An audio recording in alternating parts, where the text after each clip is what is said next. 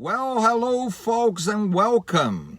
I'm Daniel Nobre and let's talk about the Criterion February upcoming films for 2022. Not really a lot of surprises. There are just Blu-rays, no 4K ultra high definition films this time. And again, they are cutting some DVDs as a format as well. We're gonna talk about the film, so please stay with me because this is CINEMIN. Let's go. I'm your host, Daniel Nobre. Welcome to CINEMIN. For the fans of the Criterion Collection, international films, independent films, and American classics. Please subscribe and enjoy this channel. Okay, let's jump to the first movie. It is Written on the Wind.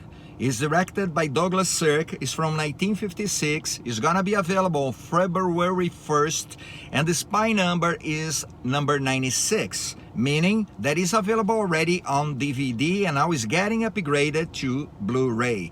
There's different features on the Blu-ray and the DVD. Check it out, criterion.com for the supplements, and they are very good, but you want this movie on Blu-ray. It is a 2K high definition of the film, and I definitely recommend for you to getting the upgrade on Blu-ray because this movie is just beautiful. The story is a great drama, and again has a big cast. That is Rock Hudson. He worked a lot with directors Douglas Sirk, and he was the best director that really knew how to extract the best of his talent and the dramas that they made it together. Also, there is Lauren Bacall. She's beautiful. Everybody in the cast is beautiful. That is also Robert Stack, and an Academy Award winning role as supporting actress, that is Dorothy Malone. You want to check it out, this film, if you haven't seen. The cars are beautiful. The images are outstanding. This film is such a beautiful drama, and tells a story about those two rich heirs from oil company, and they are played by Robert Stack and Dorothy Malone. And these two guys, they're of course siblings, and they don't got lucky in their lives with their love interests. And in the case, Robert Stack just got married by Lauren Bacall. He's not happy at all. She's not happy at all. And even though he's a very good-looking guy, but he's got some strange behavior. His best friend is Rock Hudson, that also it is the love interest of his sister, played by Dorothy Malone.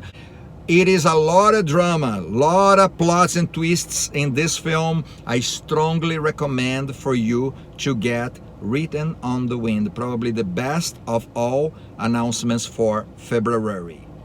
Do you like the Coen brothers? So do I. And Miller's Crossing, a movie from 1990, spy number 1112, is gonna be available on February the 8th on Blu-ray. 2K restoration of the film. There's some extra features. Also recommended that you go on criterion.com and check out the supplements of this film. Several interviews, cast, crew. This is approved by the directors. The Coen brothers approved the new print of this film together with the director of cinematography.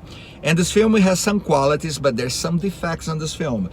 On my opinion, I watched this movie twice. It's hard to understand the plot in this film. It's confusing. It's too many characters, and not too many. They got slowly introduced, and they have some background stories that not really connect one to another. I don't like quite the part of Gabriel Byrne portraying here a character. He's a mafia guy, but works for the Irish Mafia as well, the Italian Mafia at the same time. So he's a double crosser, and that's why the movie has this name.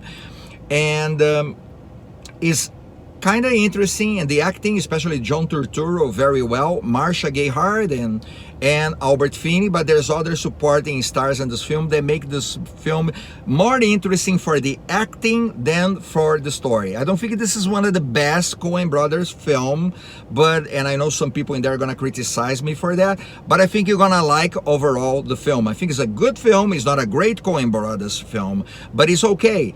I'm okay with this film. It's not something that I will dive into it to get right away.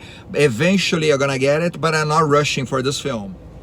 And then the next film is Love Affair from 1939. Oh, what a year was 1939 in movie history, huh? This movie has Charles Boyer and Irene Dunne, for the first time pairing, and directed by Leo McCarey.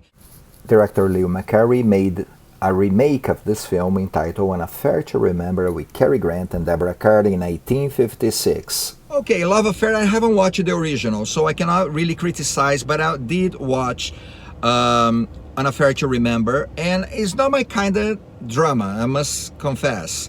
I think everything a little bit implausible. The thing to meeting in the Empire State, and then she got an accident, she can't make it, so something is wrong in their relationship. It started as a comedy when they meet in the boat, they are just cruising and they meet each other. Irene Dunne is always lovable, so is Charles Boyer as a leading man. And it is according to what I see, all the references, even the supporting cast is superb. It's a great film. It was nominated for 5 Academy Awards, including Best Picture and Best Actress for Irene Dunne. The director is Anne Hui, and the movie is Boat People. The spine number is 1113. It's gonna be available on February 22nd. It is a 4K restoration of this film. I don't know much about the film. The film looks like a reporter goes back to Vietnam to see how they're living after the war, and they find out that the things are not the way that the government of Vietnam says that the people live after the war. He's gonna little by little dig into the lives of the people that survived from the war. He's a Japanese photographer, and then little by little he's gonna uncover all the truth is gonna come for him. Again, this movie is available on YouTube in case you want to check it out. We have very good print quality. I didn't check it out the film just as yet. I'm gonna wait on that. There's a lot of extras on this film that could be very interesting to check it out. It's an interesting title. Again, February for me was not really a great month for the announcements. Rhythm on the Wind is one of my favorite films of all, so I'm glad for that. The other ones, I kinda can wait. I'm not gonna rush to get none of them.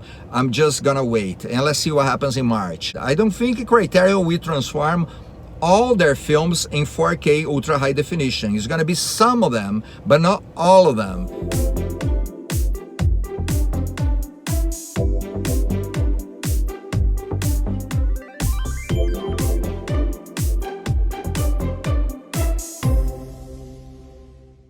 For this presentation, I thank you for watching. Don't forget to subscribe to the channel if you like the content of the channel. I try to make this brief as possible, and I'll be seeing you guys on our next review. I'm signing off. I'm Daniel Nobre. Thanks for watching.